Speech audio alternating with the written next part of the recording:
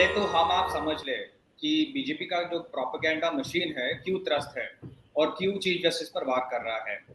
BJP इसलिए बौखला गई है क्योंकि सुप्रीम कोर्ट ने सुओ मोटो कॉग्निजेंस लिया था कुछ दिनों पहले और प्रधानमंत्री मोदी को 79 दिनों के मौन व्रत को तोड़ने के लिए मजबूर किया था। वरना तो मोदी जी ने दो बातों पे दृढ़ निश्चय कर लिया था। पहला, ना बोलूंगा और ना बोलने दूंगा, और दूसरा, ना करूंगा ना किसी को करने दूंगा। सुप्रीम कोर्ट ने सुओ मोटो कॉग्निजेंस लेकर मोदी सरकार पे जो आत्मरूपित लकवे पर पानी फेर दिया उन्होंने। अब अंधभक्ति में बीजेपी के सिस्टम को लगता है कि सुप्रीम कोर्ट ने गलत किया है और इसीलिए वो बीजेपी को सीजीआई को ट्रोल कर रहे हैं, उन पर वार कर रहे हैं। इसमें ये सीजीआई चीफ जस्टिस के पद की गरिमा का अपमान तो है ही है, लेकिन इसके पीछे एक राजनीतिक साजिश भी है। ये बीजेपी का आजमाया और परखाएगा टूलकिट है। कोई भी गलती हो उसे अनदेखा करो, दूसरे किसी मामले को उछाल कर देश को गुमराह कर लो। और मैं आपको गिनती में बताता हूँ, हाथरस कांड के बाद, पठानकोट के बाद, बालासोर में जो ट्रेन हादसे हुए उसके बाद, महिला पहलवानों के पे जो अत्याचार हो रहे हैं उसके बाद, और अब जो मणिपुर में हो रहा है अत्याचार जो हो रहे हैं उसके बाद, इन सारे हादसों के बाद मोदी जी ने कोई कार्रवाई नहीं करी। उन्होंने इन सारे मामलों में किसी और मामले पर हमारा मन भटका कर, मोड़ कर उस मामले को रफा दफा कर दिया।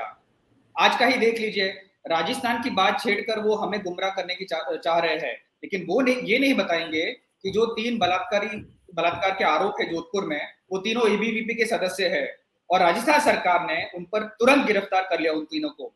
अगर सचमुच इन्हें देश हित की चिंता होती और मुद्दों को राजनीति से दूर रखना होता तो आसान का जिक्र करते।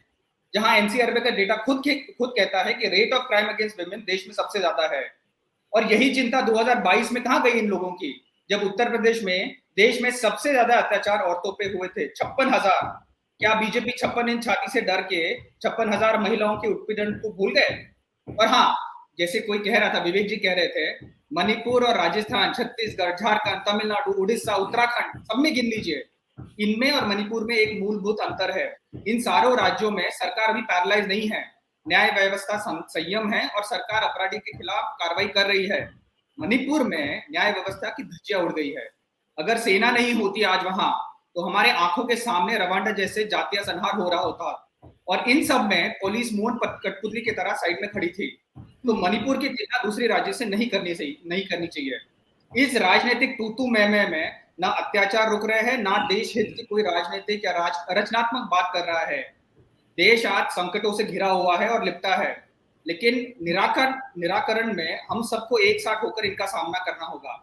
विभाजन करके, एक दूसरे ऊपर उंगली उठा के कोई हल नहीं मिलता।